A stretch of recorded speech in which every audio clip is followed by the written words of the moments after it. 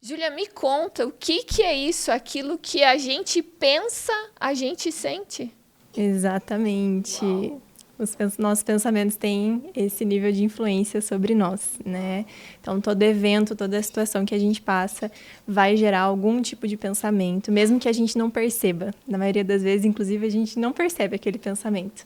Mas aquele pensamento, ele está influenciando, gerando uma emoção e gerando também uma reação, um comportamento, uma ação a partir daquilo, né?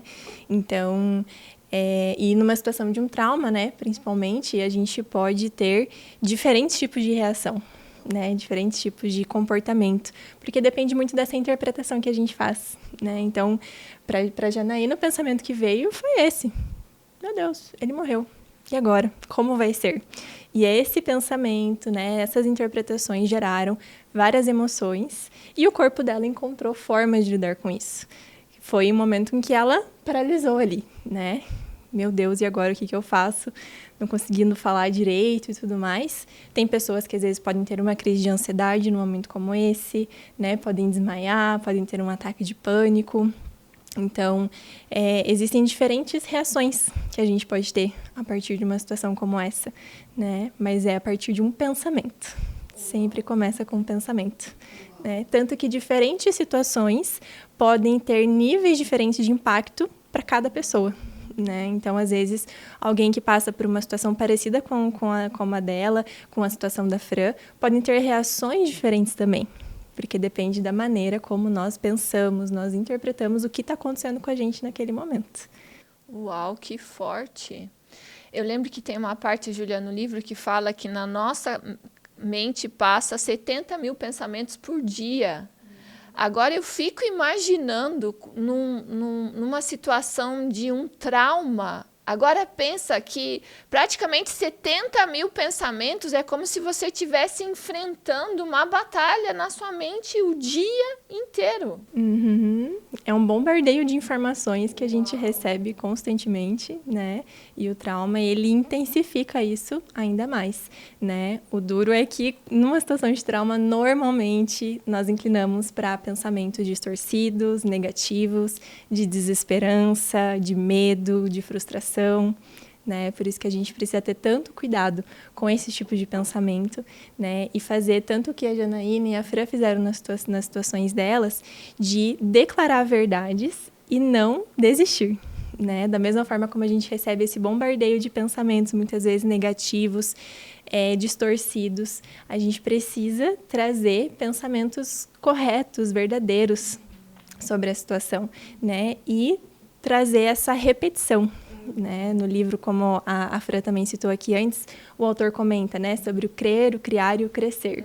Se a gente não deixa esses pensamentos crescerem, esses pensamentos ganharem espaço, né, eles não vão ter força para ganhar, entre aspas, né, dos pensamentos distorcidos que aquele trauma está trazendo para a gente.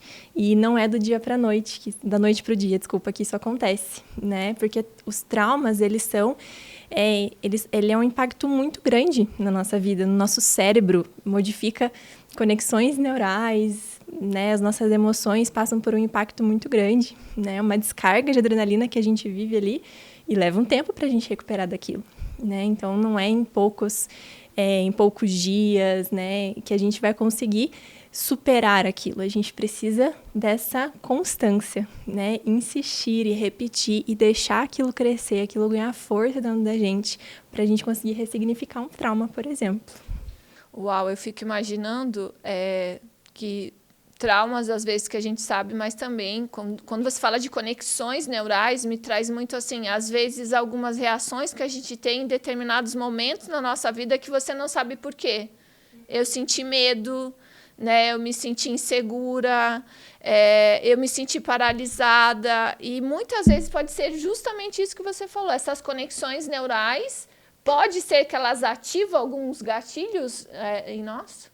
Sim, sim, com certeza. Porque é como se o seu cérebro ele criasse uma regra, digamos assim, né? Você teve ali uma experiência, aquela experiência te trouxe um significado, te trouxe uma ideia, né? E o seu cérebro ele vai registrar aquilo, né?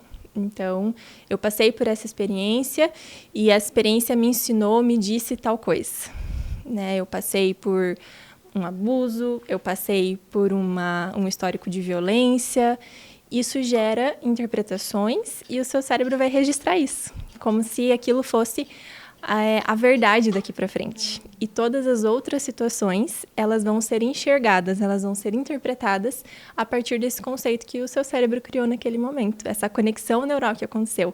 Houve ali uma conexão que aconteceu, né? E a não ser que a gente perceba essa conexão e a gente tente desfazer ela e criar uma nova, isso vai continuar acontecendo.